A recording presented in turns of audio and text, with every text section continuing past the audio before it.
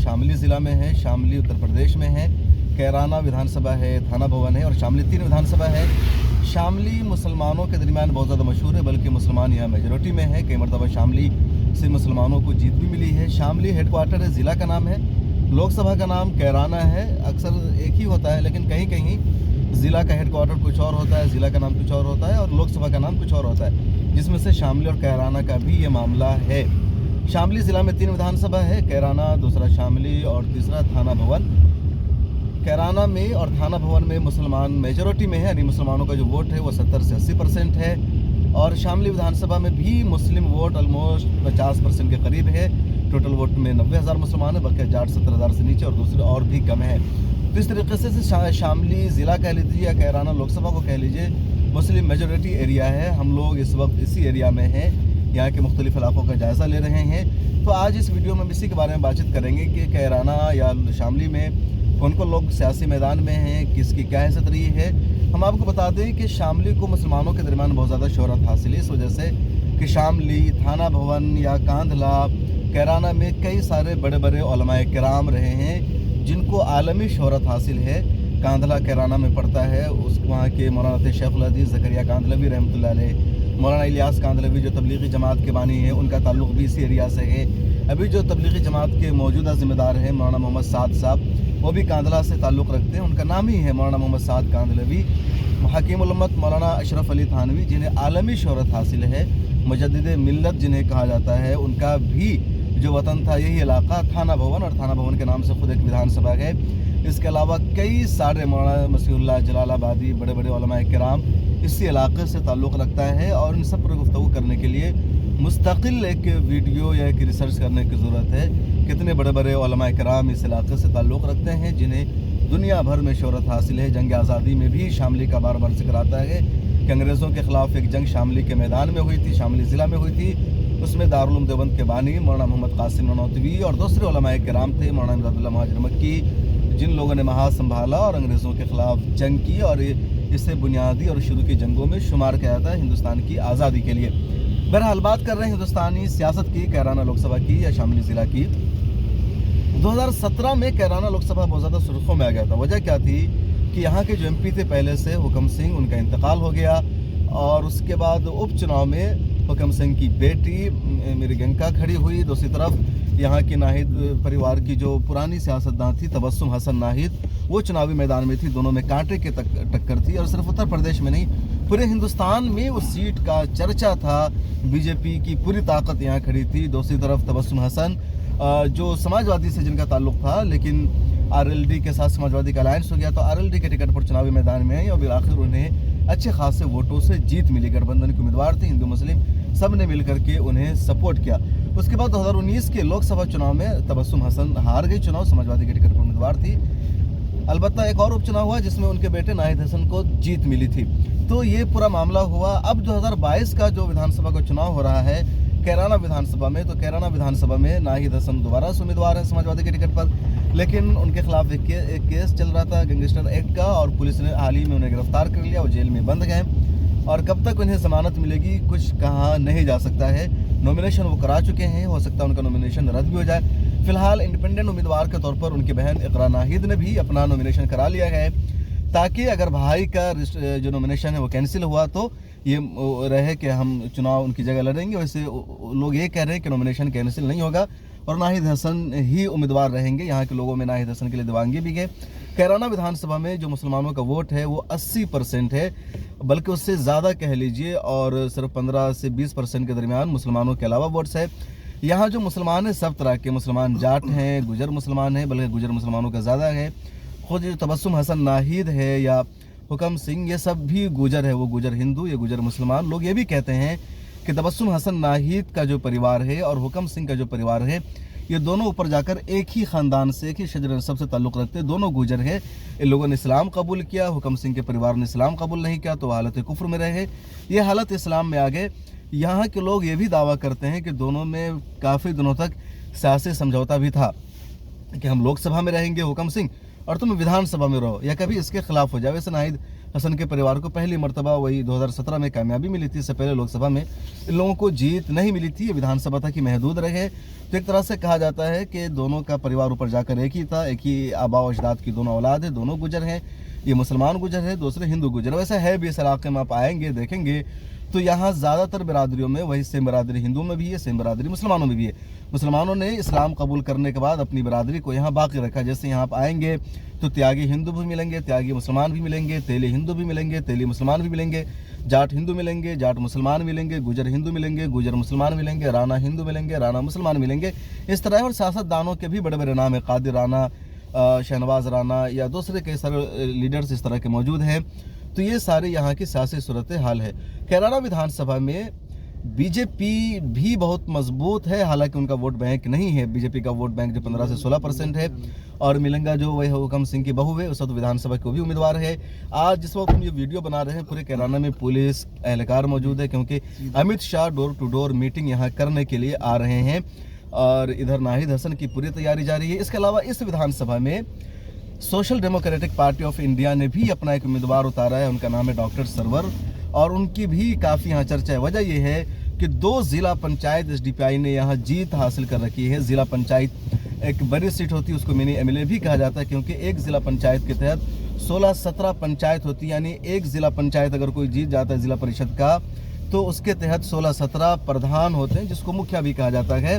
तो 2 जिला पंचायत एसडीपीआई यहाँ जीती हुई है, उसके अलावा उनका एक प्रधान भी जीता हुआ है। तो कैराना विधानसभा में एसडीपीआई का भी संगठन मजबूत है, एसडीपीआई का भी एक एग्जिस्टेंस है। इसी वजह से डॉक्टर सरवर की भी अच्छी खासी इमेज बनी हुई है, उनकी तरफ भी आवाम का एक रुझान है, लेकिन ज़्यादातर लोगों का रुझान नाहिद की तरफ है। तो एक तरह से एक एसडीपीआई भी यहाँ नाहिद हसन के मुकाबले में है, दूसरी तरफ बीजेपी का उम्मीदवार मुकाबले में है। और अमित शाह डायरेक्ट यहाँ डोर टू डोर मीटिंग करने के लिए आ रहे हैं। कोई रैली, चूँकि रैलियों पर इलेक्शन कमीशन ऑफ इंडिया ने 22 जनवरी तक पाबंदी लगा रखी। आगे क्या होगा, इलेक्शन कमीशन की अपडेट आज आ ही जाएगी इस बारे में।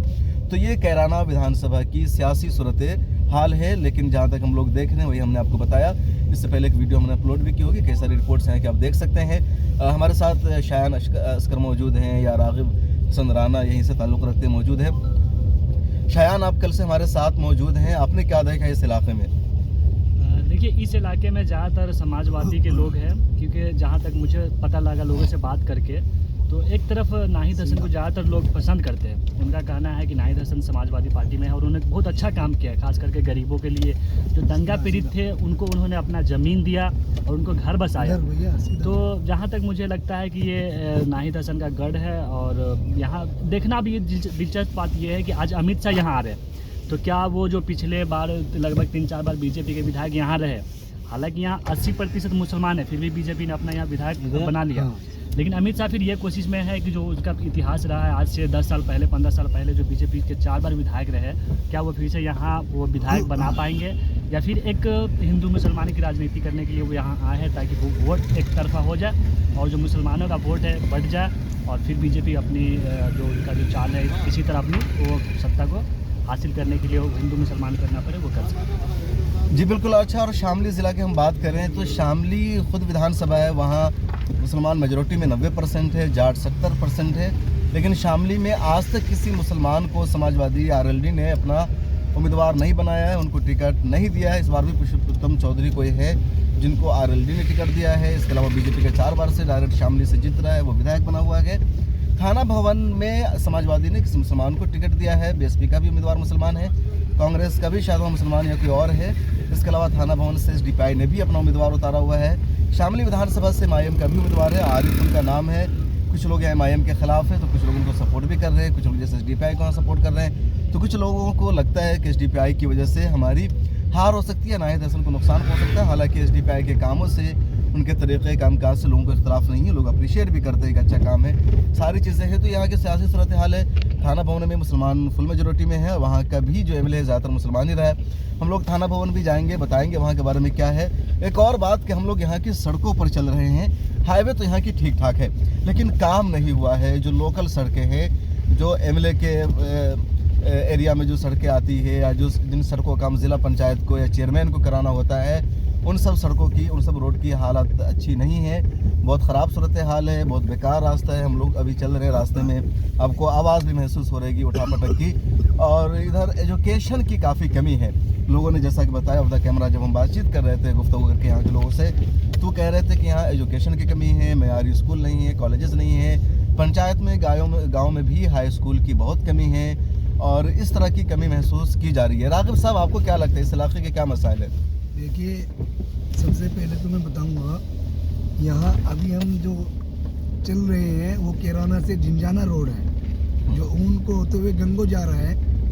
उस रोड की हालत बहुत खस्ता है और ये आज से नहीं, मैं तकरीबन इससे को 10-15 साल से देख रहा हूँ। ये रोड ऐसे ही है, अगर बनता है तो इस पर हल्का माल डाल दिया जाता है और यूँ चंद महीने के बाद ही फिर उसी हालत में आ जाता है। और सिर्फ यही रोड नहीं है, जितने भी देहात के रोड हैं उनकी सबकी यही हालत खस्ता है। एजुकेशन का मामले में देहात के अंदर जहाँ मुस्लिम ज़्यादा हैं उधर तो इंटर कॉलेज, डिग्री कॉलेज का तो नाम ही नहीं है, दूर दूर तक नहीं है। इंटर कॉलेज भी काफ़ी दूर में, 10-15 किलोमीटर से भी ज़्यादा दूर में ही आपको एक मिल सकता है, इससे ज़्यादा कोई इंटर कॉलेज भी नहीं मिलेगा। तो यहाँ कहीं ना कहीं प्रॉब्लम हमारे नेताओं की भी रही है कि उन्होंने इस चीज़ पर ध्यान नहीं दिया, हाई स्कूल इंटर कॉलेज बनवाए जाएँ, क्योंकि लड़कियाँ अगर स्कूलों में जाएँ 10 किलोमीटर तो प्रॉब्लम है। आज का जो माहौल है उसमें घर वाले भेजने को तैयार नहीं होते और लड़कों को भी ज़्यादा दूर भेजने के लिए वो राज़ी नहीं है। तो इस तरह की जो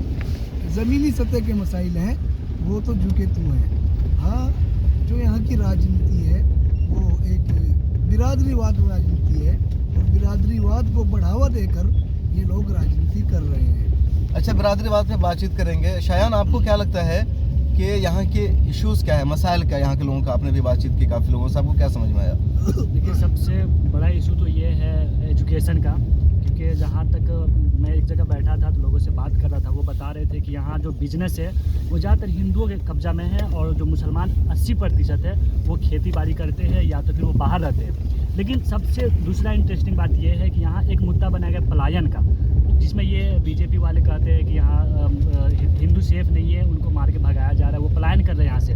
लेकिन लोगों से बात करने में पता ये चला कि यहाँ के मुसलमान भी बाहर जाते काम करने के लिए, और जो यहाँ के जो गरीब मुसलमान हैं या तो यहीं खेती करते हैं या फिर दूसरे शहरों में जाके काम करते हैं। तो यहाँ जो सबसे बड़ा मुद्दा ये होनी चाहिए कि यहाँ एजुकेशन पे फोकस किया जाए। और दूसरा ये है कि यहाँ ना अच्छे स्कूल है ना अच्छे कॉलेज है। कुछ लोग तो बताते हैं कि इतने दूर स्कूल है कि वो अपने बेटी या चाहे बेटियों को वहाँ भेजने में सेफ महसूस नहीं कर रहे। तो ये एक बहुत बड़ा मसला है और पता नहीं ये सब यहाँ का मुद्दा चुनावी मुद्दा है या नहीं है, क्योंकि अक्सर ये देखा गया कि बिहार और यूपी के चुनाव में जातिगत समीकरण पर चुनाव लड़ा जाता है और मुझे भी वही लगता है कि यहाँ लोग जाति देख के वोट करते होंगे। यहाँ विकास कोई मुद्दा शायद नहीं बना है। हाँ बिल्कुल। रागिब भाई, यहाँ जो बिरादरीवाद का मामला वो क्या, एक तो गैर मुस्लिमों में अपना है कि हिंदुओं में बहुत ज़्यादा बिरादरीवाद है, लेकिन मुसलमानों में बिरादरीवाद क्या मामला है, ज़रा उस बारे में बताएं हमें। मुसलमानों में भी है, मिसाल के तौर से जहाँ हम चल रहे हैं ये गुजरों की एक बेल्ट मानी जाती है। अच्छा। इसमें हिंदू गुजर भी हैं और मुस्लिम गुजर भी हैं। तो कुछ हिंदू गुजर मुस्लिम गुजरों को भी सपोर्ट करते हैं और मुस्लिम गुजर हिंदू गुजर को भी सपोर्ट करते हैं कुछ। और जाट भी बिरादरी है, थोड़ा सा आगे चलेंगे हम तो जाट बिरादरी भी है, लेकिन उसका भी यही है मामला, वो ज़्यादातर RLD वगैरह को सपोर्ट करते हैं। तो इसी तरह से जिसका जो नेता है जिस बिरादरी का, वो ज़्यादातर उसी बिरादरी अपनी बिरादरी के नेता को ही सपोर्ट करते हैं। यहाँ क्या विकास है, यहाँ की ज़रूरतें क्या है, मुद्दा क्या है, यहाँ उनसे कोई लेना देना नहीं है और सिर्फ बिरादरीवाद पर। बिरादरीवाद में धर्म को भी देखते हैं क्या, या जैसे गुजर हिंदू और गुजर मुसलमान भी है, तो मान लीजिए कोई गुजर हिंदू खड़ा हुआ तो क्या उसको गुजर मुसलमान भी सपोर्ट करते हैं, किसने के गुजर है? देखिए, अगर कहीं ये तो है कहीं ना कहीं अभी जात बिरादरियों में बांट दिया गया और हिंदू मुस्लिम में भी ज़्यादातर हम देख रहे हैं इधर 5-7 साल से ज़्यादातर बांट दिया गया है। मौजूदा सरकार ने इनको जो है हिंदू मुस्लिम में बांटा है, बिरादरियों को भी, और उसी का फ़ायदा सरकार को मिला भी है। तो कहीं ना कहीं ये ज़रूर है, हिंदू मुस्लिम बिरादरियों में भी बांटा गया है लोगों को। जी बिल्कुल, तो बहुत शुक्रिया। हम लोग कैराना विधानसभा में हैं, शामली थाना भवन भी हमसे सटा हुआ है, इस पर हम बातचीत कर रहे हैं। हम यहाँ से फारिग होकर देवबंद सहारनपुर की तरफ जाएंगे, मुजफ्फरनगर मेरठ भी जाएंगे, मुख्तलिफ इलाकों का जायज़ा लेंगे, बताएंगे किस सीट पर कितना वोट है, पहले कौन एमएलए था, अभी कौन एमएलए है, किसकी कितनी जीत हो रही है, कहाँ मुसलमानों की क्या हैसियत है, इस वीडियो को हम यहीं पर मुकम्मल कर रहे हैं। आगे हम बताएंगे। एक आखिरी बात हम आपको बता दें कि उत्तर प्रदेश में तकरीबन मुसलमानों की आबादी 20% है। उसके अलावा जो दूसरे लोगों की आबादी यानी ओबीसी की आबादी 40-42% है, SC/ST की आबादी 20% है। मुसलमान सबसे ज़्यादा उत्तर प्रदेश में है और वेस्ट यूपी में मुसलमानों का जो वोट है वो तकरीबन 30% है, बकिया जाट यहाँ 17-18% है। तो वेस्ट यूपी में सबसे बड़ा फैसला मुसलमानों का आता है। और इस वेस्ट यूपी यानी वेस्ट यूपी की जब हम बात करें तो मेरठ, मुजफ्फरनगर, सहारनपुर, अलीगढ़, हाथरस, हापुड़, शामली, इन सब इलाकों में, इन सब अजला में मुसलमानों के पास तकरीबन 40-45 सीट ऐसी है जहां मुसलमानों का जो वोट बैंक है 35% से ज़्यादा है। अब कहीं पर 70% भी है, कहीं पर 80% है, कहीं पर 60%, कहीं पर 50%, यानी फुल मेजॉरिटी में मुसलमान इधर हैं। और तकरीबन 100 सीटें बल्कि 173 सीट ऐसी है जहां मुसलमान इजीली अपने वोटों की बुनियाद पर किसी को एमएलए बनाते हैं या किसी को हराते हैं। लेकिन इस बार मुसलमानों की शिकायत ये उमूमन कि समाजवादी या RLD ने मुसलमानों को उनकी आबादी के तनासुब से टिकट नहीं दिया है और इसीलिए इस मरतबा काफ़ी तादाद में लोगों का रुझान SDPI या MIA जैसी पार्टियों की तरफ भी बन रहा है। उन्हें लगता है कि जिस तरीके से बीजेपी ने मुसलमानों को अलग कर दिया उसी तरीके से समाजवादी भी बीजेपी की सियासत कर रही है। जैसे बीजेपी मुसलमानों को अलग करके चलती है उसी तरह समाजवादी भी मुसलमानों को अलग करके चल रही है।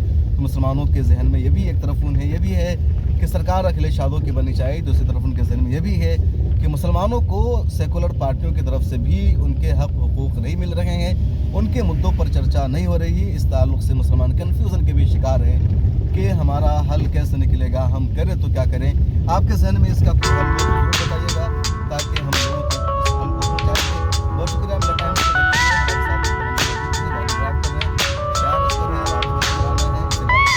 है। मज़ीद तफसील, मज़ीद अपडेट हम आपको देते रहेंगे। बहुत शुक्रिया, अल्लाह हाफिज़।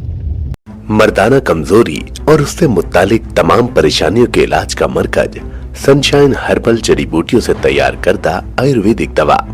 फोन करके अपने घर मंगवाएं। डिलीवरी के बाद ऑनलाइन और कैश दोनों तरह कर सकते हैं पेमेंट। मिलेट टाइम्स को आपकी जरूरत है, हमारी आप माली मदद करें। हर महीने सिर्फ 100 रुपये और 1 साल के लिए एक साथ सिर्फ 1000 रुपये। रकम भेजने के लिए यहाँ दिए गए फोन पे, गूगल पे और पेटीएम नंबर का इस्तेमाल कर सकते हैं।